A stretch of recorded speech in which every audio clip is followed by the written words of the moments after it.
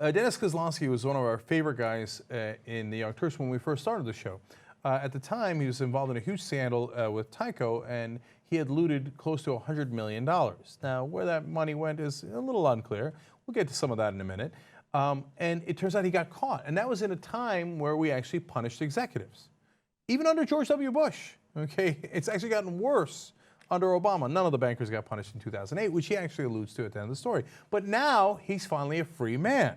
So now, how much time did he serve, and was it worth it? That's what I want to talk about. Now, this guy, Dennis Kozlowski, is the original person that we asked Jill Pike, who would you rather do, Kozlowski or Alan Greenspan? Oh, my God.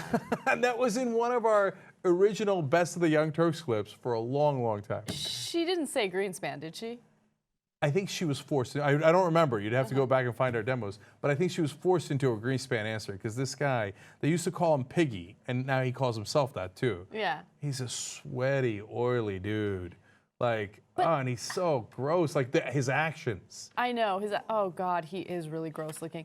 Yeah, and just based on what I know about him now, that definitely plays a role into how gross he is. But Alan Greenspan looks like a corpse. No, I know. So I don't want to get back into that. Anyway. I know we're bad guys for even asking that question. Sorry. I denounce and reject myself, my earlier self. Okay. Okay.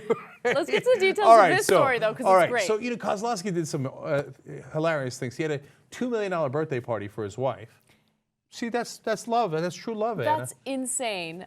He also, this was on the front page of the New York Post, I guess. He had a $6,000 shower curtain. Now, how can you have a shower curtain that's $6,000? He had gold and burgundy in it. Okay, so I mean the burgundy makes it. Was gold literal gold? I don't know. But it smelled of rich mahogany, so it made sense. So in the $2 million birthday party, he threw it in Sardinia. I don't even know where that is. I guess it's in Italy somewhere, because they call it a Roman-orgy. I don't know if they actually had an orgy, but at $2 million, I hope they did. Jimmy Buffett was playing guitar. They had an ice sculpture of David. Yes. Okay, but he was peeing vodka. Mm-hmm. I mean, look, if I didn't hate the guy and if he hadn't stolen the money, it's kind of a badass party.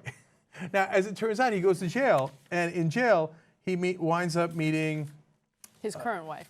Yes, but and Ja Rule. Ja Rule. Yes. Isn't that hilarious? Now he's partying with real rappers. Okay, but what happened to him? So he served 6.5 years in prison, so that was real. And the last 3 years of his sentence were in a work release program on parole, and that was in Manhattan. Now, Manhattan's not that bad a place to get stuck, but he was on parole, and it was work release. He had a curfew at 9 o'clock. He had to come back in. And he had to pay $167 million in restitution and fines. Bananas.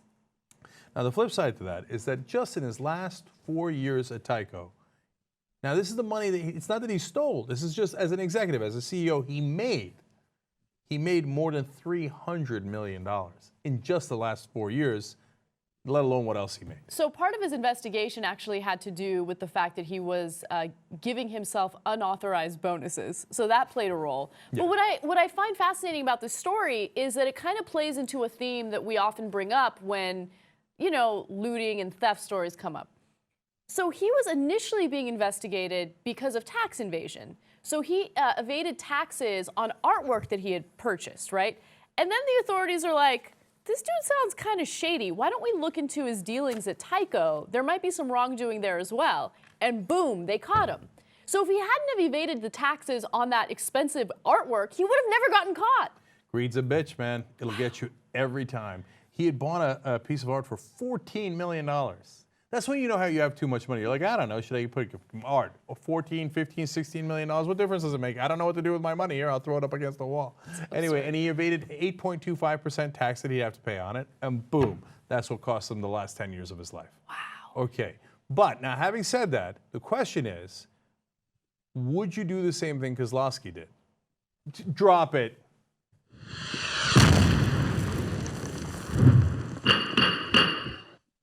Okay, now, Anna, think about it. Mm-hmm. You pay $167 million in fines. Yes, you were in prison for 6.5 years. That parole thing's not so bad. You watch movies at home. You go home by 9 o'clock. Who cares, right? Yeah. You pay $167. You had $300. Mm-hmm. I mean, I can't imagine that he didn't pocket at least $100 million net out of this whole thing. Mm-hmm. Do you take it? No. Really? You get to No. meet Ja Rule in prison? I don't He give says a he wasn't shit stabbed. I don't care about Ja Rule. Like, Okay, no. if that's not good enough, None of he this is also good met Alan G. Hevesy, who was the former state comptroller for New York State. Oh, well, now, I don't know. I think I'm going to, no, hell no. I love my He met life. the G, man. No, you know, just the other night, I was thinking about how absurdly lucky I am, right? I'm not wealthy, right? But I'm all right. I take care of myself. I'm in love. Like, I live in a place that I want to live in. It's not a mansion. It's not a house. It doesn't even have more than one bedroom. But I'm happy. Like, I'm happy. I'm doing what I want to do for my life. I don't need any of that. I don't need $6,000 shower curtains. All right, so we go to Jesus Godoy, the Chief Justice. He's going to weigh in on this.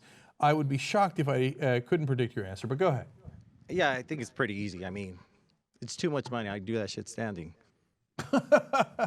They're like, hey, Jesus, you got to go to prison for 6.5 years. He's like, don't give me a cot. I Yeah. will do it standing. Don't worry about it. I won't sleep. It's too easy, man. Yeah.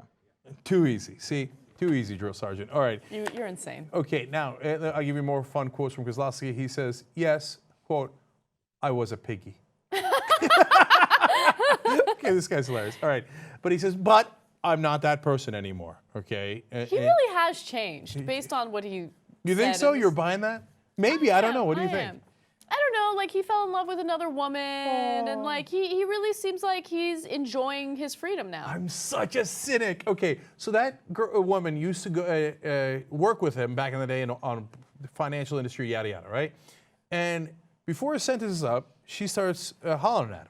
Okay. She's like, "Do you need anything?" Oh, I know you're going through a rough divorce. By the way, that ungrateful second wife, she's the one that got the $2 million birthday party, and then, oh, you're going to jail. Boom, I dump you. Give me half your money. I know, but is he surprised? I mean, when you're like flaunting your money around, right? When you're flaunting your money around, you know, you you're little whipping piggy. it around. Well, yeah, women are gonna marry you because of your wealth. I mean, that's what they totally bank on. So then the woman out of nowhere comes back to the third one now, Yeah. comes and starts visiting him, and then she starts visiting him every weekend, and then 6 months in, they hook up, which I think in jail was just hugging. yeah.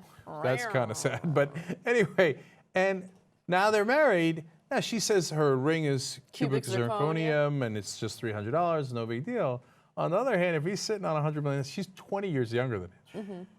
If he's sitting on $100 million, I'm not saying anything. I'm just saying that might be a wise financial move from someone that was in the financial industry.